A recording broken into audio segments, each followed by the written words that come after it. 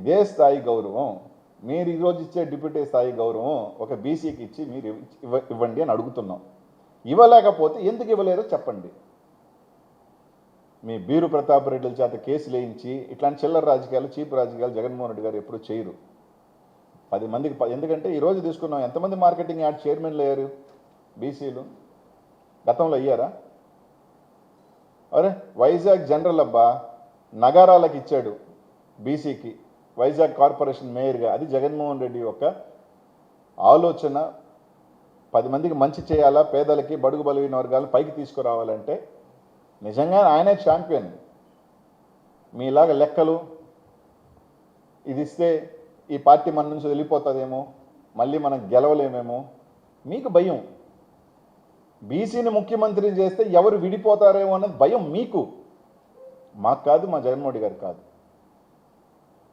కాబట్టి ఆయన చెప్పిన దానికి ఈరోజు బీసీల గురించి కానీ, ఎస్సీ ఎస్టీల మైనార్టీల గురించి కానీ ఈ రాష్ట్రంలో ఎప్పుడు అండగా ఉండే వ్యక్తి జగన్మోహన్ రెడ్డి గారు. దాడుల గురించి చాలా చెప్పాం, మనం కూడా చెప్పాం. అప్పలనాయుడు కొడుకు యాక్సిడెంట్ చేస్తేమో పాపం తప్పే, కానీ అందరికి ఒకే న్యాయం ఉండాలి. ఇదే రవీందర్ రెడ్డి 7 మందిని చంపాడు, మీ అందరికీ తెలుసు. ఇసుక లారీ వేసి గుద్ది దళితులను చంపారు. నాన్ బెయిలబుల్ కూడా కాదు, బెయిలబుల్ కేసు ఇచ్చి రిలీజ్ చేశారు.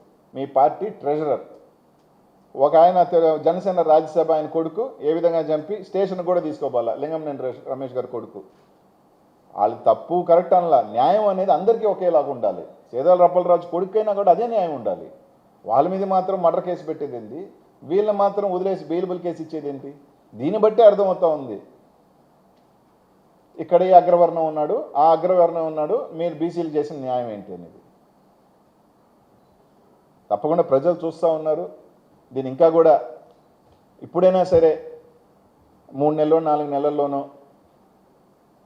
మంత్రి షఫల్ ఉందంటున్నారు, ఇప్పుడైనా ఇవ్వండి.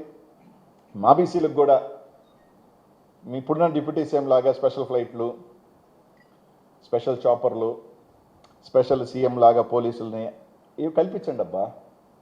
ఆ గౌరవాన్ని కల్పించండి. మీరే చెప్తున్నారు కదా మేము అద్భుతంగా గౌరవిస్తామని. మీ పార్టీ అధ్యక్షులు వేసుకొని కాదు, రాష్ట్రానికి డిప్యూటీ సీఎం చేయండి. ఒక పక్కేమో 15 సంవత్సరాలు మేము అధికారంలో ఉంటామని చెప్తున్నారు, ఒక్కొక్క పెరకుతున్నారు ఉన్నాయి. దీనికి సంబంధించిన మీ పాలసీ, మీ స్టాండు ఏదో స్పష్టంగా చెప్పాల్సిన బాధ్యత చంద్రబాబు నాయుడు గారికి ఉంది, పవన్ కళ్యాణ్ గారికి కూడా ఉంది. పవన్ కళ్యాణ్ ఏమి ఒక కులానికి పార్టీ నాయకుడు కదా, ఆయన పార్టీ, ఆయన ఒక పార్టీకి సంబంధించిన లీడర్. గతంలో ఇచ్చింది తీసేసినప్పుడు ఎందుకు తీసేశారు ఆయన కూడా చెప్పాల్సిన బాధ్యత ఉంది. అదే అడుగుతూ ఉన్నాం మేము. యాజ్ ఏ బీసీగా వైఎస్ఆర్ కాంగ్రెస్ పార్టీలో మాజీ మంత్రి అయిన పక్కన పెడితే యాజ్ ఏ బీసీగా కూడా అడుగుతూ ఉన్నానబ్బా, ఎందుకు తీసేశారు అంటే మీరు తీసేస్తే ఇంకేముందిలే వీళ్ళు అది పట్టించుకోరు, అవసరం రాదనే. మీరే 14లో ఇచ్చారు, ఇప్పుడు తీసేశారు. 15 సంవత్సరాలు మేము ఉండమంటున్నా, ఇస్తూ ఉన్నాం, ఇవ్వనంటున్నారు. అది చెప్పండి ఎందుకు, వై? రాష్ట్రం తరపున, రాష్ట్ర బీసీల తరపున మాకున్న సందేహాన్ని ఎందుకు లేదని మాత్రం అడుగుతున్నా. దీనికి సమాధానం చెప్పాల్సిన అవసరం ఉంది. మా రవీణ చెప్పినట్టు నేను ఎప్పుడైనా చర్చకు సిద్ధమే. 95, 2026 మీరు 17 years సీఎం, మా బాస్ జగన్మోహన్ రెడ్డి గారు 5 years CM. Any time place నువ్వు చెప్పినా, లొకేషన్ నువ్వు చెప్పినా, ఎవరు ఎక్కడ చెప్పినా ఎనీ టైం. అలాగే ఈ బీరు ప్రతాప్ రెడ్డి మీ పార్టీయే కాదా? Yes, no. ఎందుకు ఎన్ని అవసరం లే, కేసు వేసింది అతను, మీ పార్టీ కాదా, అయిపోయింది కదా.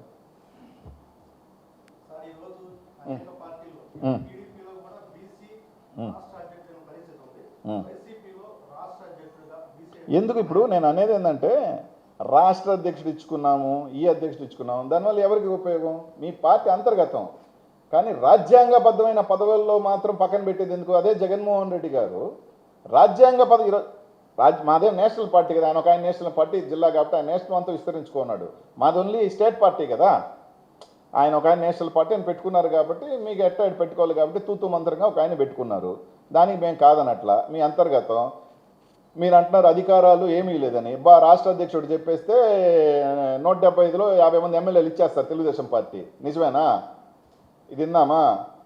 ఆ బీసీల్లో అధ్యక్షులు ఉన్న వాళ్ళు నెల్లూరు జిల్లాలో ఒక బీసీ టికెట్ ఇవ్వాలి ఎమ్మెల్యేగా. నెల్లూరు జిల్లా కనీసం ఒక జిల్లాకు ఒక బీసీ టికెట్ ఇవ్వాలి కదా. ఈ జిల్లాలో కనీసం ఒక బీసీ టికెట్ ఇచ్చాడా? అదే నెల్లూరు జిల్లాలో ఎందుకు ఇవ్వలేదు? గత 25 సంవత్సరాల నుంచిగా ఎవరో అక్కడ తెలుగుదేశంలో 2014 నుంచి జగన్మోహన్ రెడ్డి గారు ఈ జిల్లాలో ఇస్తున్నారుగా. మీరు ఎందుకు ఇవ్వలా? అంటే బీసీగా ఉండి ఇవ్వలేదనే ఎందుకబ్బా చెప్తారు? అవన్నీ ఒక స్టేట్కి సంబంధించి ఒక హోదా కలిగిన పద్ధతి, అది ఎందుకు ఇవ్వలేదని అడుగుతా ఉన్నాం.